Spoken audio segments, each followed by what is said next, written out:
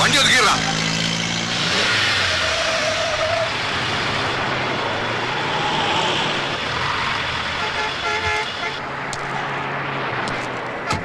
Good morning sir. Very good morning. Mister Karthikeyan വണ്ടിയിലുണ്ട്. ഒന്ന് വിളിക്കടോ.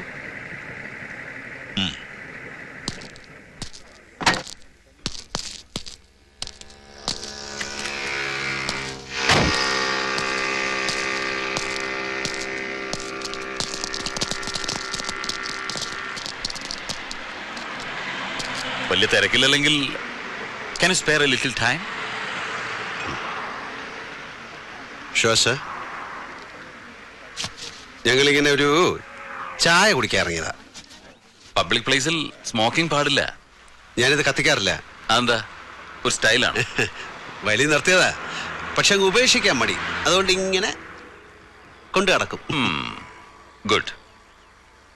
ഈ ശേഖരനെങ്കിലിന്റെ മോളെങ്ങനെ? സാറ് കല്യാണം കഴിക്കാൻ പോകുന്ന കുട്ടിയെ കുറിച്ചാണോ? അതെ, ഞാൻ ഇപ്പോഴല്ലേ പരിചയപ്പെട്ടതും കല്യാണം ആലോചിച്ചതുമല്ല. തന്റെ പഴയ ഫ്രണ്ടല്ലേ? പഴയ ഫ്രണ്ട് എന്നൊന്നും പറയാൻ പറ്റില്ല. അറിയാം, കണ്ടിട്ടുണ്ട്. അത് തന്നെയാണ് എന്റെ ചോദ്യം. താൻ എന്താ അവളെ തീർത്തും അങ്ങ് അവോയ്ഡ് ചെയ്ത് കളഞ്ഞത്? ടൈം ഇല്ലായിരുന്നു സർ. അവളെ നല്ല ഒരുപാട് പെൺപിള്ളേരെ അങ്ങനെ മിസ് ചെയ്തിട്ടുണ്ട്. കോളേജിൽ നിന്ന് ഇറങ്ങി പിന്നെ വൈകാതെ അങ്ങ് ബിസിയായി. എന്ത് ബിസി? സ്മഗ്ലിംഗ് ആയിരുന്നു. സ്പിരിറ്റ്, കുഴൽപ്പണം, ചന്ദനത്തൈലം, അങ്ങനെ ഓരോന്ന്. Underworld Prince. അണ്ടർവേൾഡ് അതൊരു പഴയ പ്രയോഗമല്ലേ? ഇന്ന് അതിന്റെ മീനിങ് ഇല്ല. അതാണ് വേൾഡ്. നമ്മുടെ പാവം ജനകോടികളല്ലേ അണ്ടർവേൾഡിൽ കഴിയുന്നത്. താൻ നല്ല സ്റ്റൈലായിട്ട് സംസാരിക്കുന്നു. ചുമ്മാതല്ല ആ കൊച്ചു തന്നെ കയറി പ്രേമിച്ചത്. അതേടോ, എന്റെ വുഡ്ബി എന്നോട് പറഞ്ഞു അവൾക്ക് വയസ്സറിയിച്ച കാലം തൊട്ടേ തന്നോട് ഭയങ്കര പ്രേമമായിരുന്നു. ആയിരിക്കും. ഞാൻ ഭയങ്കര ഗ്ലാമർ ആയിരുന്നു കുറച്ചു കാലം മുമ്പ്. ഇപ്പോഴും മോശമൊന്നുമില്ല.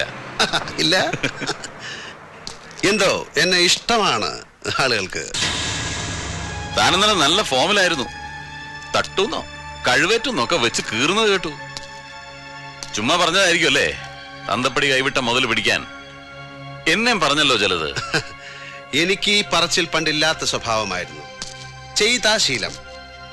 എന്റെ ചെയ്ത്ത് കൂടിയപ്പം നാട്ടിൽ അക്രമവാസന കൂടുന്നു എന്നാണ് ചിലരുടെ കമന്റ്. കുട്ടികൾ വഴിതെറ്റുന്നു എന്ന്. അതുകൊണ്ട് ആദ്യം ഒരു റൗണ്ട് പറയും, പിന്നെ ചെയ്ത് കാണിക്കും. തനിക്ക് നല്ല ഇടി കൊണ്ട് ശീലമുണ്ട്. ഇടി എന്ന് പറഞ്ഞാൽ കൊടുക്കുക, കൊള്ളുക, വീണ്ടും കൊടുക്കുക, ഗിവ് ആൻഡ് ടേക്ക്. അതാണ് അതിന്റെ ഒരു ലൈൻ. ഞാൻ തിരിച്ചാ. എനിക്ക് കൊട്ടുത്താ ശീലം. അത് ഈ ലോക്കപ്പ് റൂമിൽ കയറ്റി കുനിച്ചേർത്തുള്ള കുത്തിന്റെ കാര്യമല്ലേ? അല്ലടാ, എനിക്ക് ലോക്കപ്പ് വേണമെന്നില്ല. നടുറോട്ടിലിട്ടും തല്ലും ഞാൻ. 5 കൊല്ലം ബോക്സിംഗ് ചാമ്പ്യൻ ആയതിന്റെ കപ്പ് ഇരിപ്പുണ്ട് വീട്ടില്. കാണണോ നിനക്ക്? കപ്പോ? അല്ല, ഇടി. ബാസ്കിംഗ് ഞാൻ പഠിച്ചിട്ടില്ല. പിന്നെ ഗരാട്ടെ പഠിക്കാൻ ആഗ്രഹം ഉണ്ടായിരുന്നു, നടന്നില്ല. പിന്നെ ഗളരിപ്പൈറ്റ് അത് കുറെ കാലം പഠിക്കണം എന്ന് പറഞ്ഞ് നടന്നു, ടൈം കിട്ടിയില്ല. ആകെ അറിയാവുന്നത് നല്ല നാടൻ തല്ല. അതൊരു കോമ്പറ്റീഷൻ ഐറ്റം അല്ലാത്തതുകൊണ്ട് ഗപ്പൊന്നും കിട്ടിയില്ല. പിന്നെ ഞാൻ ഇടിച്ച് പല്ല് തെറിപ്പിച്ചിട്ടുണ്ട് ചിലരുടെ. അതൊക്കെ ഞാൻ വീട്ടിലൊരു ഹോർലിക്സ് കുപ്പിയിൽ സൂക്ഷിച്ചു വെച്ചിട്ടുണ്ട്. അല്ലടാ ഉണ്ണി, ഇത്രയും വരും കുപ്പി. എന്നാ നമുക്ക് തുടങ്ങാം. അല്ല, ഈ റോഡിൽ വെച്ച്, അതും സാറ് യൂണിഫോമില്. അത് വിട്. സാറിന് പറയാം, അതൊക്കെ വലിയ കേസാവും. കേസ് ചാർജ് ചെയ്യേണ്ടത് ഞാനല്ലേ? ഞാൻ ചെയ്യില്ലെങ്കിലോ? എന്നാലും അത് ശരിയാവില്ല. എന്താടാ പോലെയാടി മോനെ, നാക്കിന്റെ നീളം വെച്ച് വളവളാന്ന് ചെലക്കുമ്പോ നീ ഓർത്തില്ലല്ലേ ആമ്പിള്ളേരുടെ കൈക്ക് വന്ന് വീഴുന്നു.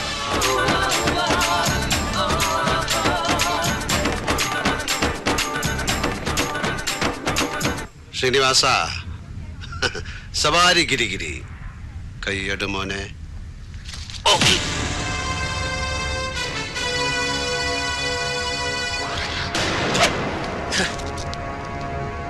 നീ എന്നെ കൊണ്ട് ചെയ്യിക്കും.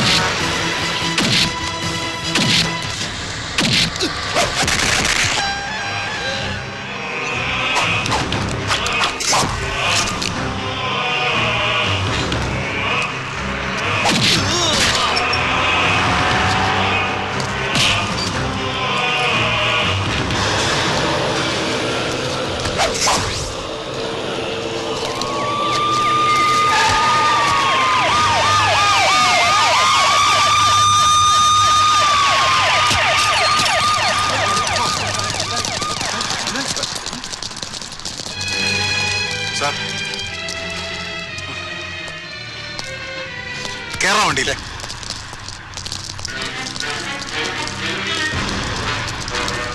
വണ്ടിയിൽ കയറാം.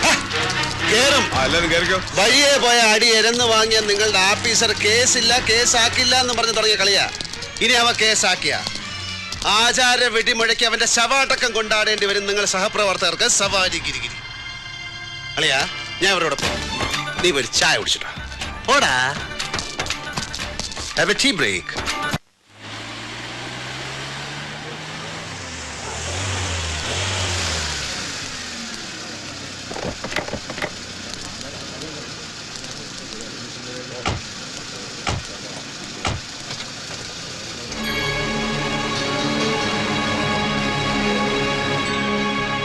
സാർ നമസ്കാരം.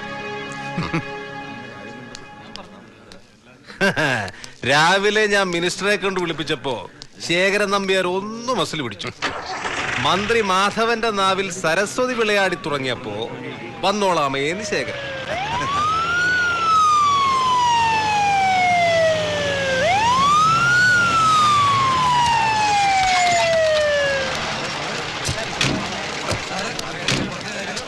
പോയിടാവുന്നു. ഇതെന്താ എല്ലാരും ചുറ്റും കൂടി നിൽക്കുന്നത്? ഇതെന്താ വെള്ളേ ഉജാലയുടെ പരസ്യ? ഓ, ഭരണം കിട്ടിയപ്പം പറ പ്രവർത്തകന്മാർ ഇറങ്ങിയിരിക്കുന്നു. പോയിടാ അവിടുന്ന്. ശിവദാസ, ശേഖരൻ നമ്പ്യാർ വന്നോടെ? എത്തി.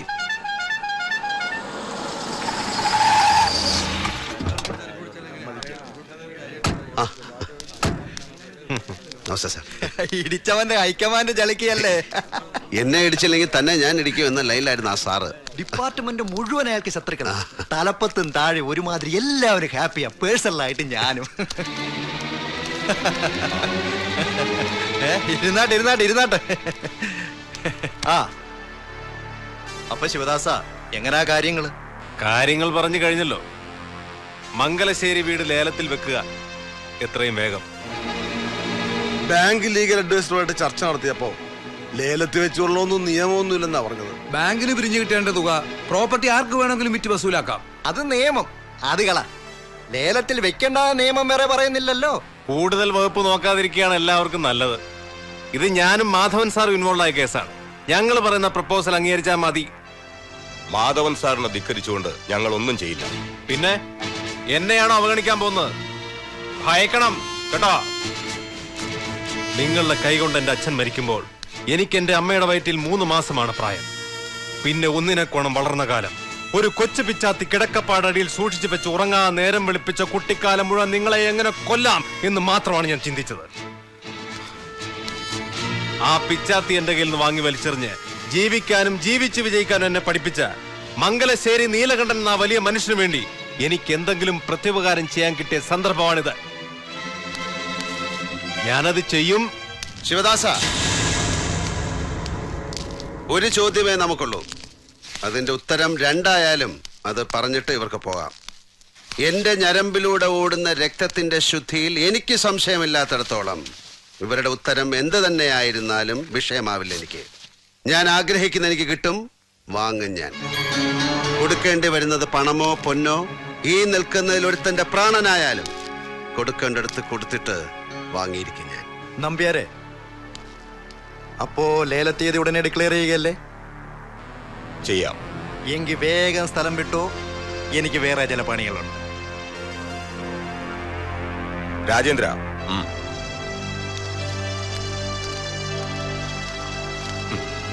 മന്ത്രി മാധവൻ. ശിവദാസ, കാർത്തിയന് പറ്റിയ ഫീൽഡ് പോളിറ്റിക്സാ. എങ്കിൽ ഇയാളിവിടെ ഷൈൻ ചെയ്ത് ഒരു ഷൈനി വിൽസൺ ആയേനെ. മാധവൻ സാർ, താല്പര്യമുള്ളവനാണ് ഞാൻ.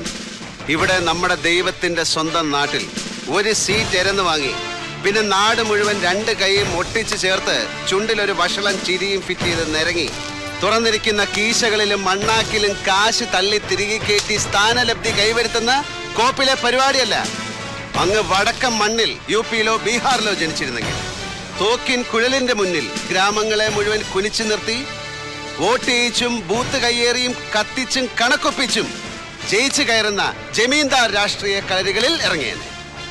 ഇന്ത്യ എന്ന് പേരുള്ള ദരിദ്ര കർഷകന്റെ ചാളപ്പുരയുടെ തറ മാന്തി അടുത്ത വിളവിറക്കിനായി സൂക്ഷിച്ചു വെച്ചിരിക്കുന്ന തിരി വിത്ത് വാരിക്കൊണ്ട് അവലുണ്ടാക്കി തേങ്ങയും ശർക്കരയും കുഴച്ച് തിന്നാൻ.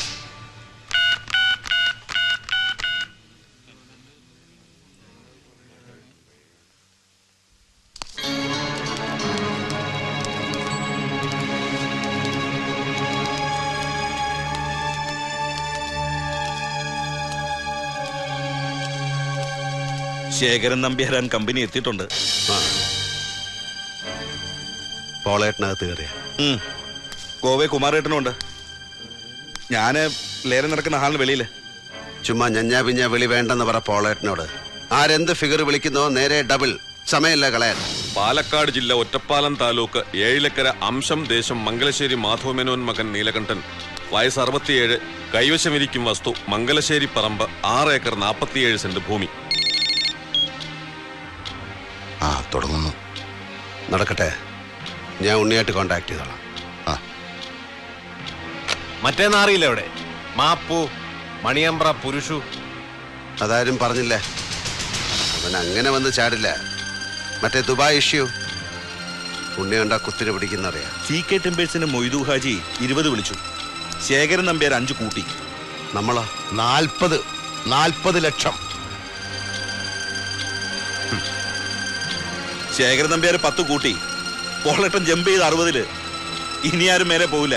60 ലക്ഷം ഉറപ്പിക്കാൻ പോകുന്നു.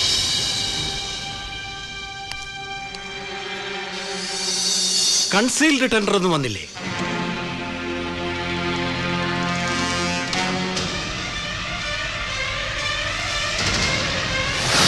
അതെ, ഒരു കൺസീൽഡ് ടെൻഡർ ഉണ്ട്. അതുകൂടി നോക്കട്ടെ എന്ന് ബാങ്കിന്റെ ആൾക്കാർ അനുവാദം ചോദിക്കുന്നു. കൺസീൽ ടെൻഡറിലെ ഫിഗർ ഇതിലും കൂടുതലാണെങ്കിൽ എന്താ കാർത്തികേയ പറയുന്നത്? 60 ലക്ഷത്തിന് മേലെ കൺസീൽഡ് ടെൻഡറിൽ വരാൻ എന്താ ചാൻസ് ഉള്ളത്? ശരിയായ വിലയുടെ ഇരട്ടിക്കാണ് നമ്മളിപ്പോ നിൽക്കുന്നത്.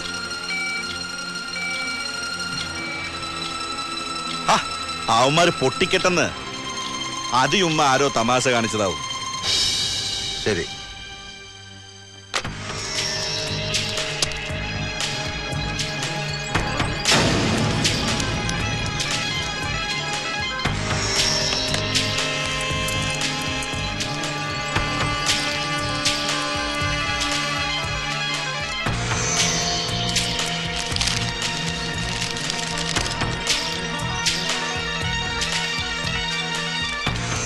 മണിയമ്പ്ര രാഘവൻ മകൻ പുരുഷോത്തമൻ സമർപ്പിച്ചിരിക്കുന്ന ഈ കൺസെയിൽ ടെൻഡറിൽ 60,10,000 രൂപയാണ് കാണിച്ചിരിക്കുന്നത്. സോ ലേലം ആ തുകയ്ക്ക് മിസ്റ്റർ പുരുഷോത്തമൻ ഉറപ്പിക്കേണ്ടി വരും. അതെങ്ങനെ ഉറപ്പിക്കാൻ പറ്റും? കൺസീൽ ടെൻഡർ അല്ലേ? ഇത് തന്നെ കൺസീൽ ടെൻഡർ. പിന്നെ എല്ലാവർക്കും കൺസീൽ ടെൻഡർ ഓപ്പൺ ടെൻഡർ. ഇതെന്തൊരു പരിപാടിയാണ്?